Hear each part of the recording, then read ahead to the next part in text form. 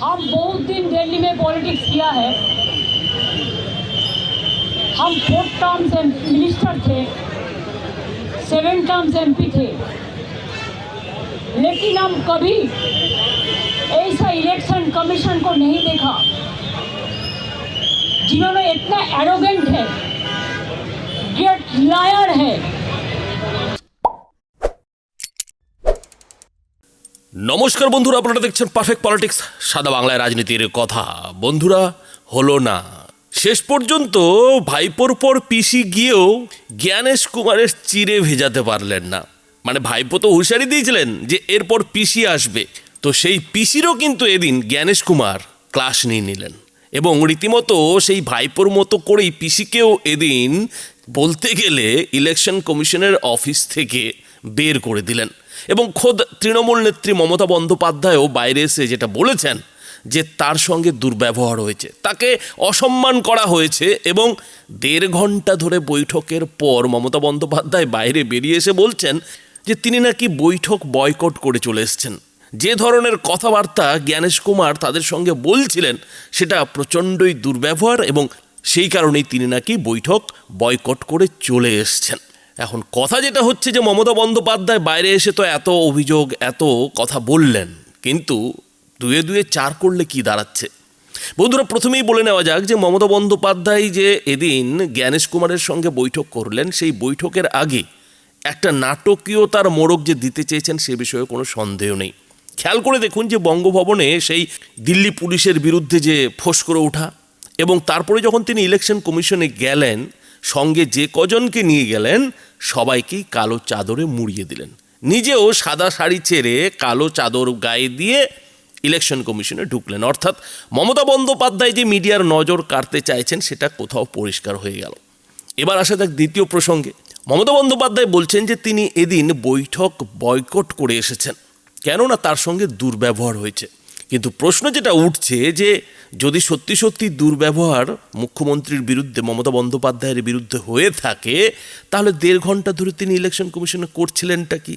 এর একটাই মানে হতে পারে যে 1.5 ঘন্টা ধরে তিনি শুধু অভিযোগের পর অভিযোগ করে গেছেন, আর তারপরে যখন জ্ঞানেশ কুমার কথা বলতে শুরু করেছে সেটা তার সহ্য হয়নি, তিনি বয়কট করে চলে এসেছেন।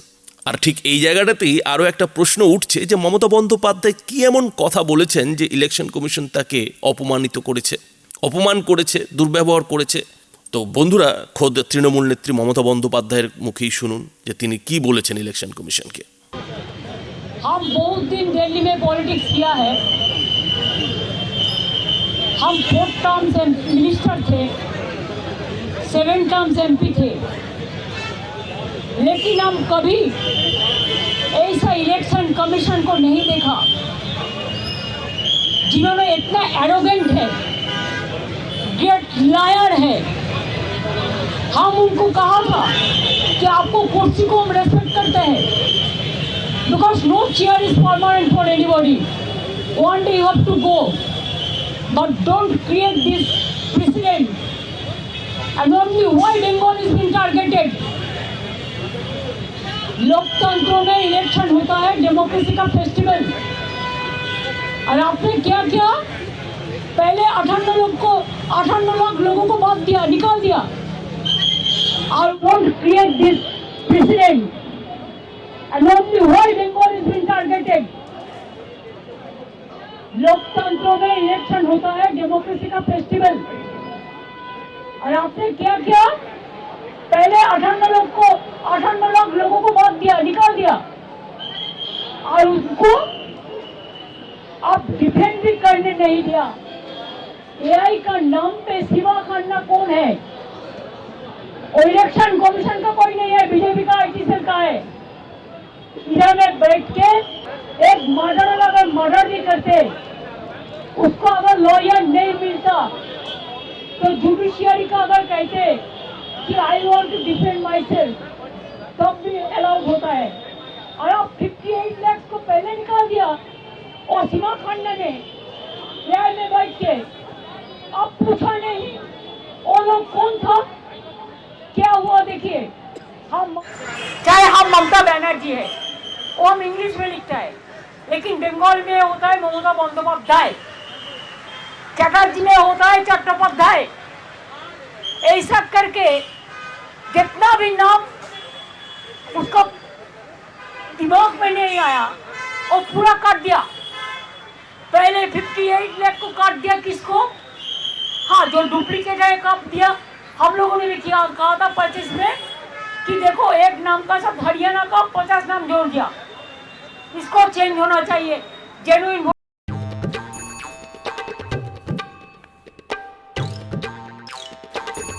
को बैठा के जो डॉटर, जो हमारा बेटी को शादी होता है तो ससुरालय जाता है कि वो शिफ्टेड किया है, उसका एड्रेस बस कैंसिल। अभी जो डॉटर ससुरालय जाते हैं, ये हमारा परंपरा है, बहुत सारे टाइटल चेंज करता है। जो टाइटल चेंज किया हस्बैंड का साथ, उसको भी कैंसिल कर दिया। एंटी वुमेन, यंग जनरेशन को नहीं इंक्लूजन कर रहा है। माइनॉरिटीज को छोड़ दो तो पूरा निकाल दिया। हमारे पास आया, इन्होंने बीएलओ, इनका घर का था हाजा, ट्राइबल मैन, ट्राइबल माझी मंडी, माझी देखो ट्राइबल है। एससी देखिए मुर्मू है, भौमिक भट्टाचार्य। अच्छा, आपने पॉपुलर चंद्र जी एससी, आपने एससी नंदलाल राम। देखिए ये लोग माइनॉरिटीज का है। आपने কর্মকার দেখুন, তুমি বলো সর্দার। তাহলে বুঝতে পারছেন মুসলিম দুজন কিন্তু হিন্দু কজন, যারা হিন্দু মুসলমান করে। শিডিউল कास्ट मानुष ना, शिड्यूल कास्ट क्या जनता नहीं है, शिड्यूल ट्राइब नहीं है, माइनॉरिटी नहीं है। अगर आपको करना चाहिए तो 2002 से आप क्यों नहीं किया? अगर इतना दिन आप सबक कर सकते हैं, अपेक्षा कर सकते हैं, तो चुनाव का 3 महीना पहले आपको एसआईआर का करने का जरूरत क्यों था? दूसरी बात यह है, अगर आपको एसआईआर करना है तो आप 4 इलेक्शन बाउंड स्टेट को छोड़ देता, बाद में ऐसा ऐसा प्लानिंग करके करता, लेकिन आपने वो नहीं किया। आपने असम में बीजेपी का गवर्नमेंट है, आप असम में नहीं किया एसआईआर, आप नॉर्थ ईस्टर्न में नहीं किया एसआईआर, आप बंगाल को किया, तमिलनाडु की किया, केरला का किया, और बीजेपी स्टेट जो है उधर में तो आपका टाइम मिलेगा, आप सबको नाम उठा देंगे। और हमारा इधर में क्या किया, 58 लाख को पहले निकाल दिया। और सीमा खन्ना ने एआई का अंदर से डिफेंड करने नहीं दिया। इसमें ज्यादा मिसमैच है, मिसमैपिंग है। क्या 2002 में अगर हमारा पिताजी का नाम आप उसको कुंडोले ले आने वाले जन्म का, हम नहीं ले आ सकता है, तो अब इंस्टीट्यूशन डिलीवरी बहुत कम था, नहीं था। हम लोग भी घर में जन्म लिया, ऐसा देशों का करोड़ आदमी लिया, अभी इंस्टीट्यूशन डिलीवरी हुआ, अभी हॉस्पिटल में जाते हैं बच्चा होने के लिए, पहले नहीं था। आपको प्राइम मिनिस्टर को पूछिए, उनका माता जी का पिताजी का जन्म कुंडली मीन्स इंस्टीट्यूशन डिलीवरी का सर्टिफिकेट है। आपको जितना सीनियर लोग है, अगर अटल जी जिंदा रहता तो वो क्या दे सकते थे? सब बोलो। अगर अडवाणी जी को पूछिए, हम उसको रेस्पेक्ट से कहती हूँ कि माता जी पिताजी का जन्म डेट दो, वो दे सकता है? मिसमैप, टोटल अनपार्लियामेंट्री, अनडेमोक्रेटिक। जो बीएलओ है बोलते हैं आपने नाम नहीं दिया, हम सब बीएलओ भी है, उसका भी परिवार हमारे साथ है। हम 100 लोगों को लेके आया, जो 50 लोग हैं जिसको डेथ हुआ फैमिली का, और 50 लोग हैं जिसको, बहुत सारे हैं जिसको जिंदा था लेकिन बोला है वोटर लिस्ट में मौत है, अरे कारण मर गया। उसमें बहुत सारे बीएलओ भी है, उसका भी परिवार हमारे साथ है। हम 100 लोगों को लेके आया, जो 50 लोग हैं जिसको डेथ हुआ फैमिली का, और 50 लोग हैं जिसको, बहुत सारे हैं जिसको जिंदा था, लेकिन बोला है वोटर लिस्ट में मौत है। अरे बोलो तो, देखिए बोल दिया है डेड वोटर है, देखिए बचा है, इसको भी डेड वोटर जिंदा है। আর কে আছে দেখুন, বুঝতে পারছেন কিছু? বাদ বাকি এসআইআর ডেথ হয়েছে, আর বিএলও পরিবার আছে। হ্যাঁ हमारा मृत बोले मृत उनको भी मर गया। This is the voter list, draft list, सबका पास एसआईआर का कॉपी है जिसको मौत हुआ। हमने बोला, उनने उनका बात करते हैं, उन्होंने कहते हैं उन्होंने जो किया है ठीक किया है। हमने बोला आपका कैमरामैन अनाउंस इधर में अलाउ किया, बाहर का कैमरामैन को क्यों अलाउ नहीं किया? आपको जो मर्जी है आप डेकोरेशन करके करेगा, बाहर में बताएंगे, लेकिन बाहर का एक भी कैमरामैन को आप घुसने नहीं दिया। क्या लोकतंत्र को छुपाने के लिए? मैंने बोला आपका हाल भी वही धनकर का माफिक होगा। आप बीजेपी का वॉइस से काम कर रहे हैं, आप इंक्लूशन नहीं कर रहे, आप डिलीशन कर रहे हैं। पहले 58 लोग को बात दिया, इसका बाद 1.4 करोड़ मीन 2 करोड़ आदमी का नाम अब मिसमैच में डाल दिया। बिहार तो देखा नहीं, इसी के लिए बिहार में आप जीत गया। हरियाणा देखा नहीं, जीत गया मैनिपुलेशन करके महाराष्ट्र में।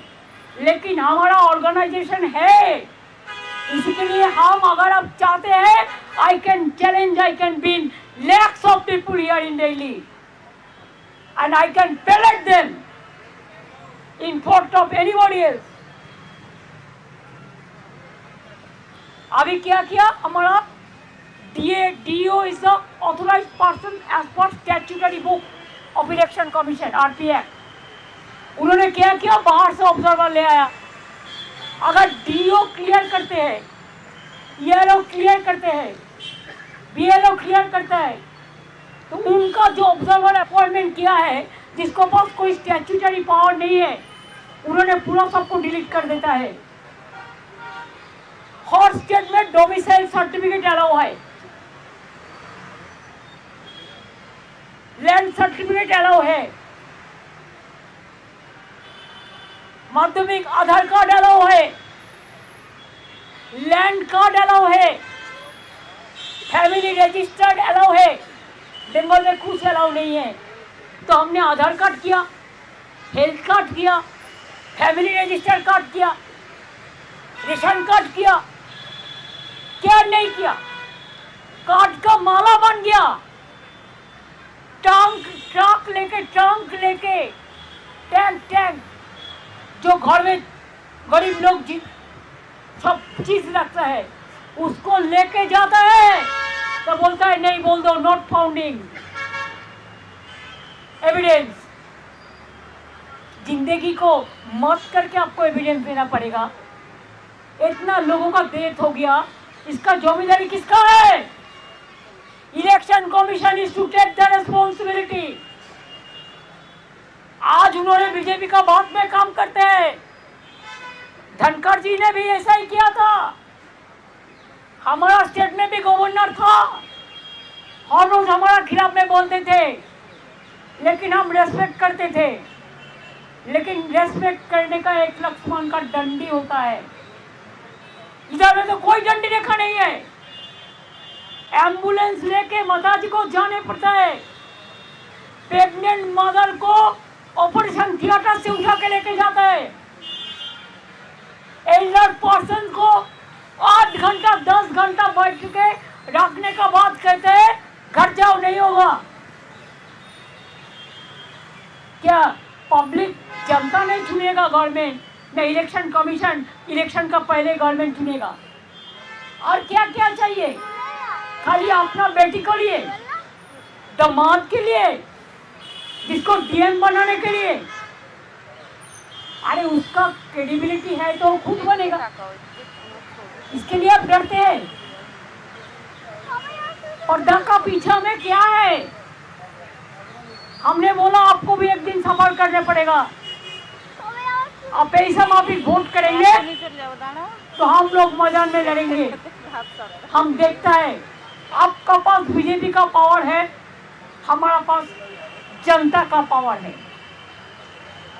तो हम उसको बॉयकॉट करके चलाया। हम लोगों को अपमान किया है, असम्मान किया है, ह्यूमिलिएट किया है।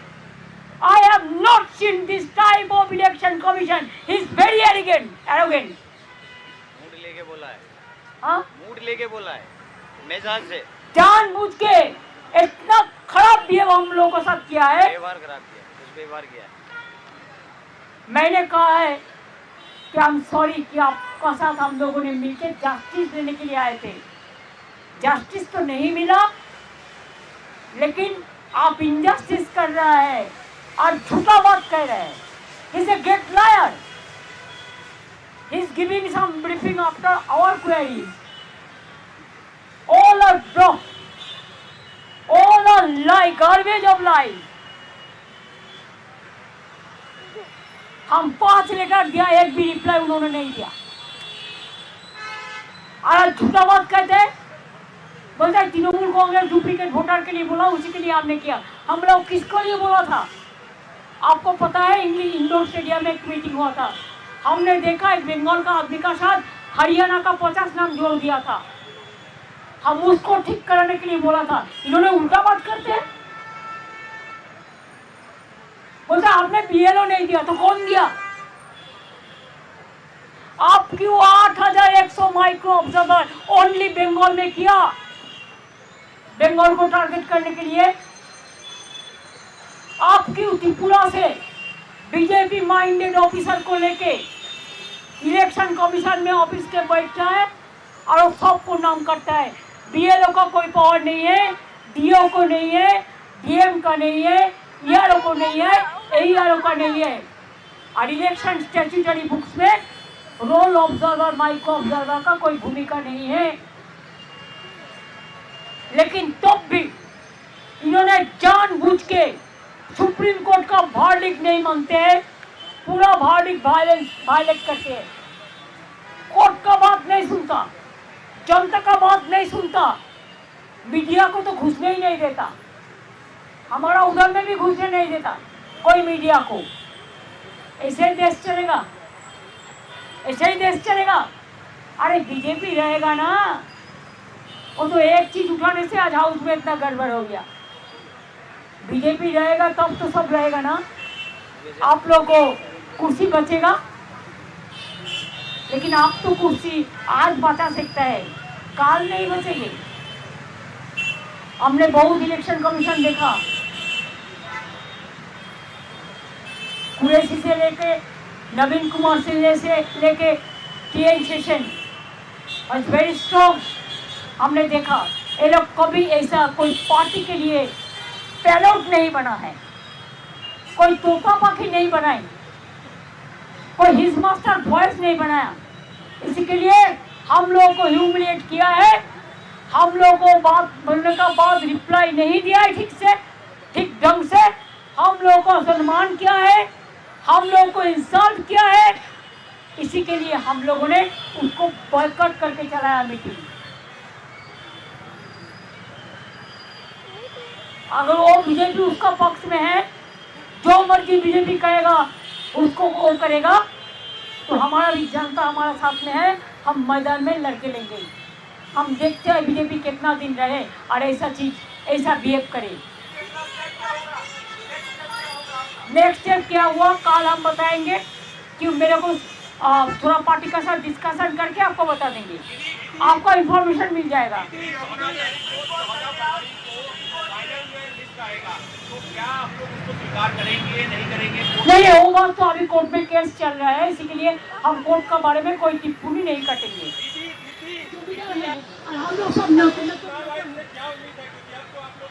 चुनाव आयोग से हमारा पूरा दलाल है, दलाल दलाल दलाल। ऐसा इंडिविजुअल कुछ नहीं करते, हम पार्टी का साथ कंसल्ट करके आपको बता देंगे, रात के अंदर आपको पता चल जाएगा।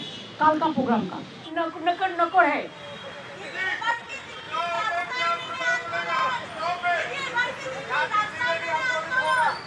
वो हमारा पार्टी ठीक करेगा। हमारा इतने एमपीज है, पार्टी का भी जो लोग हैं, हम ऐसा इंडिविजुअल कुछ नहीं करते। हम पार्टी का साथ कंसल्ट करके आपको बता देंगे, रात का अंदर आपको पता चल जाएगा कल का प्रोग्राम का, ठीक है।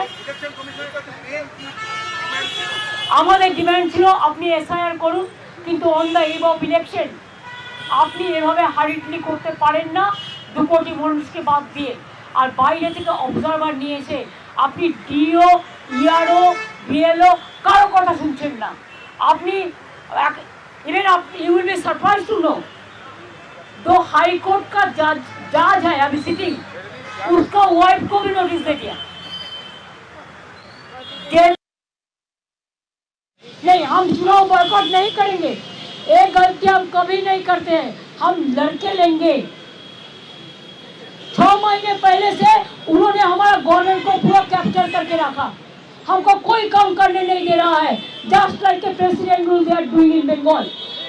তো বন্ধুরা, আপনারা শুনলেন যে মুখ্যমন্ত্রী মমতা বন্দ্যোপাধ্যায় কিন্তু জ্ঞানেশ কুমারকে একেবারে বলতে গেলে সরাসরি আক্রমণ করেছেন। তিনি গিয়েই কিন্তু জ্ঞানেশ কুমারের উপরে, ইলেকশন কমিশনের উপরে বেশ কিছু এমন অভিযোগ করেছেন যে অভিযোগগুলোর জবাব দিতে গেলে জ্ঞানেশ কুমার কিংবা ইলেকশন কমিশনকেও একটু কড়া ভাষাতেই কথা শোনাতে হবে। কেননা দিনের শেষে যার বিরুদ্ধে মমতা বন্দ্যোপাধ্যায় তৃণমূল সুপ্রিম কোর্টে মামলা করেছে তার কাছেই কিনা তিনি গেছেন আর্জি জানাতে। তো সেই ইলেকশন কমিশন মমতা বন্দ্যোপাধ্যায়ের সঙ্গে কেমন ব্যবহার করবে? আপনি একজনের বিরুদ্ধে মামলা করে বসে আছেন আর তার কাছেই আর্জি জানাতে যাচ্ছেন, তাহলে আপনার সঙ্গে কি ধরনের ব্যবহার হবে? তার থেকেও বড় কথা, এদিন খোদ তৃণমূল নেত্রী মমতা বন্দ্যোপাধ্যায় স্বীকার করলেন যে জ্ঞানেশ কুমারের অবস্থা ওই জগদীপ ধনখড়ের মতো হবে। অর্থাৎ তিনি কিনা ইলেকশন কমিশনের ভেতরে ঢুকে ইলেকশন কমিশনের ফুল বেঞ্চের সামনে যিনি কিনা প্রধান মুখ্য নির্বাচনী আধিকারিক সেই জ্ঞানেশ কুমারকে বলছেন যে আপনার অবস্থাও দেশের প্রাক্তন উপরাষ্ট্রপতি জগদীপ ধনখড়ের মতো হবে। অর্থাৎ সরাসরি ব্যক্তিগত আক্রমণ কিন্তু এদিন মুখ্যমন্ত্রী মমতা বন্দ্যোপাধ্যায় ইলেকশন কমিশনের ফুল বেঞ্চের সামনে জ্ঞানেশ কুমারকে করেছেন। এরপরে কি জ্ঞানেশ কুমার মমতা বন্দ্যোপাধ্যায়কে ফুলচন্দন দিয়ে অভ্যর্থনা জানাবেন, মমতা বন্দ্যোপাধ্যায়কে মিষ্টি খাওয়াবেন? ফলে জ্ঞানেশ কুমারের তরফ থেকে যে ধরনের উত্তর পাওয়ার কথা সেই ধরনের উত্তরই মমতা বন্দ্যোপাধ্যায় পেয়েছেন। পরিষ্কার জ্ঞানেশ কুমার জানিয়ে দিয়েছেন যে আপনি যে চিঠিগুলো লিখেছিলেন, যে চিঠির উত্তর নির্বাচন কমিশন দেয়নি, সেই চিঠিগুলোতে তো আপনি ভুয়ো ভোটকে ভোটার তালিকায় সামিলের কথা বলেছিলেন। এই কথাটা কিন্তু এদিন জ্ঞানেশ কুমার মমতা বন্দ্যোপাধ্যায়ের মুখের ওপরে বলে দিয়েছে এবং সেই কথাটা খোদ তৃণমূল নেত্রী মমতা বন্দ্যোপাধ্যায় বাইরে বেরিয়ে এসে মিডিয়ার সামনে স্বীকার করছেন। এখন কথা হচ্ছে বন্ধুরা, যে মমতা বন্দ্যোপাধ্যায়ের এই যে খেলা, কেন খেলা বলছি, কেননা বন্ধুরা আপনারা নিশ্চয়ই এর মধ্যে বুঝতে পেরেছেন যে এই যে রাজ্যের এসআইআর, সেই এসআইআরকে নিয়ে তৃণমূল কোন জায়গাটাতে খেলতে চেয়েছিল। তৃণমূল চেয়েছিল যে এই যে বিএলও বিএলএ কিংবা ইআরও এদেরকে দিয়ে যাতে পুরো কাজটা হয়ে যায়, এবং সেই কাজটা করতে গিয়ে তৃণমূলের তরফে কোন ছক কষা হয়েছিল সেটা আপনারা জানেন, যে পুরো নামের ভুল করিয়ে পুরো ব্যাপারটাকে ঘেঁটে দিয়ে এমন অবস্থায় নিয়ে যাওয়া যাতে এই এসআইআরের বিরুদ্ধে মানুষ বিক্ষুব্ধ হয়ে ওঠে, মানুষ বিক্ষোভ জানাতে শুরু করে, এবং শেষ পর্যন্ত যাতে এই রাজ্য সরকারের কর্মীদের উপরই ইলেকশন কমিশন পুরো ব্যাপারটা ছেড়ে দেয় যে যা করার রাজ্য সরকারের কর্মীরা করবে। আর এইটা যদি ইলেকশন কমিশন করতো তাহলেই খেলাটা পাল্টে যেত, মমতা বন্দ্যোপাধ্যায়ের জন্য কোনো টেনশন হতো না। কিন্তু ইলেকশন কমিশন সেইখানে খেলাটা ধরে ফেলেছে এবং ইলেকশন কমিশন কিন্তু মাইক্রো অবজারভার বাইরে থেকে নিয়ে এসে এ রাজ্যের যারা আধিকারিক তাদের মাথার উপরে বসিয়ে দিয়েছে। আর ঠিক এই জায়গাটাতেই ধরা খেয়ে যাওয়ার পর মমতা বন্দ্যোপাধ্যায় এবার হাওমাও চাও শুরু করেছেন। ইলেকশন কমিশনের বিরুদ্ধে সুপ্রিম কোর্টে মামলা করেছেন, ইলেকশন কমিশনকে বারবার 5খানা চিঠি লিখেছেন এবং ভাইপোকে প্রথমে পাঠিয়েছেন, তারপরে নিজে আজকে ইলেকশন কমিশনে গেছেন। এখন এই যে খেলা, এই খেলাতে পরিষ্কার একটা জিনিস বোঝা যাচ্ছে যে মমতা বন্দ্যোপাধ্যায় কোথাও হেরে গেছেন, এবং সেই হারটা এদিন মমতা বন্দ্যোপাধ্যায় স্বীকারও করলেন যে তিনি ইলেকশন কমিশনের এসআইআরকে নিয়ে শেষ দেখে ছাড়বেন। আর শেষ দেখে ছাড়ার জন্য তিনি কি করবেন না, তিনি ভোট বয়কট করবেন না, তিনি ভোটে লড়বেন। তার মানুষের উপরে ভরসা আছে। কিন্তু মমতা বন্দ্যোপাধ্যায়ের কথাতে একটা জিনিস পরিষ্কার, যে ইলেকশনের কমিশনের সঙ্গে যে খেলাটা তিনি খেলতে চেয়েছিলেন সেই খেলাটা কিন্তু সফল হয়নি। ইলেকশন কমিশন কিন্তু নাছোড়বান্দা হয়ে কাজ করে যাচ্ছে, এসআইআর কাজ কিন্তু এই রাজ্যে করে যাচ্ছে। ফলে মমতা বন্দ্যোপাধ্যায়ের সব থেকে বেশি রাগটা গিয়ে পড়েছে এই মাইক্রো অবজারভারদের ওপরে, এবং যে লজিক্যাল ডিসক্রিপেন্সিকে নিয়ে মমতা বন্দ্যোপাধ্যায়ের অ্যালার্জি, সেটাও কিন্তু এদিন ইলেকশন কমিশনে গিয়ে তিনি অভিযোগটা করেছেন। কিন্তু ইলেকশন কমিশনকে যে তিনি কোনোভাবেই বাগে আনতে পারলেন না, সেটাও এদিন কোথাও পরিষ্কার হয়ে গেল। ফলে মমতা বন্দ্যোপাধ্যায় যে এদিন ইলেকশন কমিশনে গিয়ে ব্যর্থ, সেটা প্রমাণ হয়ে যাচ্ছে, এবং মমতা বন্দ্যোপাধ্যায় নিজেও স্বীকার করেছেন যে তিনি এদিন ইলেকশন কমিশনে গিয়ে কিছুই করতে পারলেন না। আর এই যে মমতা বন্দ্যোপাধ্যায়ের ব্যর্থ চেষ্টা, সেই ব্যর্থ চেষ্টা নিয়ে শুভেন্দু অধিকারী ঠিক কি বলেছেন বন্ধুরা, সেটাও দেখুন। পুরো পরিকল্পিত, এবং এই পরিকল্পনার পিছনে মুখ্যমন্ত্রী আছেন। আমাদের কাছে ডকুমেন্ট এভিডেন্স আছে। মুখ্যমন্ত্রী মুখ্য সচিবকে দিয়ে, একবার মনোজ পন্তকে দিয়ে, একবার নন্দিনী চক্রবর্তীকে দিয়ে ডিএমদের ডেকেছিলেন। সব ডিএমরা হলে ডিইও, এবং ডিএমদের ডেকে মুখ্যমন্ত্রী সে সভায় থাকার কথা নয়, মোবাইল ফোনগুলো বাইরে রেখে দুবার ঢুকে কিভাবে জটিলতা করতে হবে, কিভাবে এসআইআর ভণ্ডুল করতে হবে, কিভাবে সাধারণ জনগণকে ইলেকশন কমিশনের বিরুদ্ধে খেপাতে হবে, বিজেপির নাম নিতে হবে, কেন্দ্রীয় সরকারের বিরুদ্ধে বলতে হবে, এবং চাকরি চুরি, আরজিকর, অনুপ্রবেশের সমস্যা, সিন্ডিকেট, তোলাবাজি, স্বাস্থ্য শিক্ষা ধ্বংস, এই সব ইস্যু যাতে আড়ালে চলে যায়, এসআইআর এবং তাকে কেন্দ্র করে যাতে আলোচনায় থাকে এবং টিভিগুলো সেই বিষয় নিয়ে ডিসকাশন করে, ন্যারেটিভ তৈরি হয়, এই জন্য এই কাজটা রাজ্যের প্রশাসনিক কর্তৃ মুখ্যমন্ত্রী তার স্থাবক প্রশাসনকে দিয়ে করেছে। Basirhat tour video, joint video যেমন সাসপেন্ড হয়েছে, মুর্শিদাবাদ, কোচবিহার, দক্ষিণ চব্বিশ পরগনা, পূর্ব মেদিনীপুরের ডিএমকে এবং অভিযুক্ত বিএলএদের তালিকা আমাদের কাছে আছে, আমরা চাইলেই দিয়ে দেব, তাদেরকে সাসপেন্ড করতে হবে, এই দাবিতে আমাদের ডেপুটেশন। উনি চাইছেন এসআইআর বাতিল করে 25-এর লোকসভা নির্বাচনে ভোট করতে। অত সোজা নয়, এটা নবম এসআইআর, এটা নতুন নয়। মুখ্যমন্ত্রী এই ধান্দা সফল হবে না। মৃত ভোটার, ভুয়া ভোটার, একজন 3 জায়গার ভোটার, আর বাংলাদেশি মুসলিম অনুপ্রবেশকারী রোহিঙ্গারা ভোটার লিস্টে থাকবে না, ভোট দিতেও পারবে না। মুখ্যমন্ত্রী যত পারেন চিৎকার করুন, চোর মাচায়া সোর। তো বন্ধুরা, শুভেন্দু অধিকারীর কথাতে আপনারা বুঝতে পারছেন যে মমতা বন্দ্যোপাধ্যায় আসলে কোন খেলা খেলতে চাইছেন, কোন খেলা তিনি খেলতে দিল্লি গেছেন। ফলে শেষ পর্যন্ত মমতা বন্দ্যোপাধ্যায়ের হাতে থাকলো কি, ওই যে প্রচার নাটক। তো সেইটাই তিনি এদিন ইলেকশন কমিশনের সঙ্গে মিটিং করে বেরিয়ে এসে দিল্লিতে করে ফেললেন, অর্থাৎ ইলেকশন কমিশনের অফিসের সামনে দাঁড়িয়ে জমায়েত করে মিডিয়ার সামনে কিন্তু তিনি তার যে সেই পুরনো যুক্তি, তার যে সেই পুরনো আক্ষেপ, সেইগুলোই বললেন। এবং কেন তিনি এদিন এসআইআরে তথাকথিত ক্ষতিগ্রস্ত 8 জনকে ইলেকশন কমিশনের সামনে নিয়ে গেছিলেন, সেটাও কোথাও যেন পরিষ্কার করে দিলেন। কেননা তিনি ইলেকশন কমিশন থেকে বাইরে বেরিয়ে এসে কিন্তু সেই 8 জনকে সামনে রেখেই সাংবাদিক বৈঠকটা সারলেন, এবং সেই সাংবাদিক বৈঠকে বারবার যেটা জোর দেওয়ার চেষ্টা করলেন যে এরা আসলে এসআইআর ক্ষতিগ্রস্ত লোক, এসআইআর ক্ষতিগ্রস্ত হয়েছে, এবং সেই জন্যই তিনি ইলেকশন কমিশনে গেছেন। এখন এই পশ্চিমবঙ্গের 10 থেকে 12 কোটি মানুষের উল্টো দিকে এই 8 জন মানুষের এসআইআর ক্ষতিগ্রস্ত হওয়া, সেটাকে আদৌ ইলেকশন কমিশন মেনে নেবে? যে ইলেকশন কমিশনকে মমতা বন্দ্যোপাধ্যায় সকাল সন্ধে পশ্চিমবঙ্গে গালাগাল করেন, সেই জ্ঞানেশ কুমার কি মমতা বন্দ্যোপাধ্যায়ের কোনো আবদার শুনবে? মমতা বন্দ্যোপাধ্যায় তাহলে এদিন গিয়েছিলেন কেন? সেটাই হচ্ছে সব থেকে বড় প্রশ্ন। আর এই প্রশ্নটারই উত্তর হচ্ছে, আসলে মমতা বন্দ্যোপাধ্যায় এখন যে খেলাটা খেলছেন সেটা হচ্ছে যে এসআইআর তো আর ঠেকাতে পারলাম না রে বাবা, এসআইআর তো আর আটকাতে পারলাম না, কিন্তু বলেছিলাম যে প্রাণ থাকতে এসআইআর হবে না, সেটা হয়ে গেছে, সেটা শেষ হতেও চলেছে। ফলে মমতা বন্দ্যোপাধ্যায়ের কাছে এখন ভিকটিম কার্ড খেলা ছাড়া আর কোনো রাস্তাই থাকছে না, কাঁদুনি গাওয়া ছাড়া কিন্তু আর কোনো রাস্তাই থাকছে না। আর সেই কাঁদুনিটাই তিনি গিয়েছেন, এবং তার হাত থেকে যে খেলা পুরোপুরিভাবে বেরিয়ে গেছে সেটা কিন্তু এদিন স্বীকারও করে ফেলেছেন। তবে বন্ধুরা, এই বিষয়ে আপনাদের কি মতামত? আপনাদের মতামত অবশ্যই এই ভিডিওটির নিচে কমেন্ট বক্সে লিখে জানাবেন। ধন্যবাদ।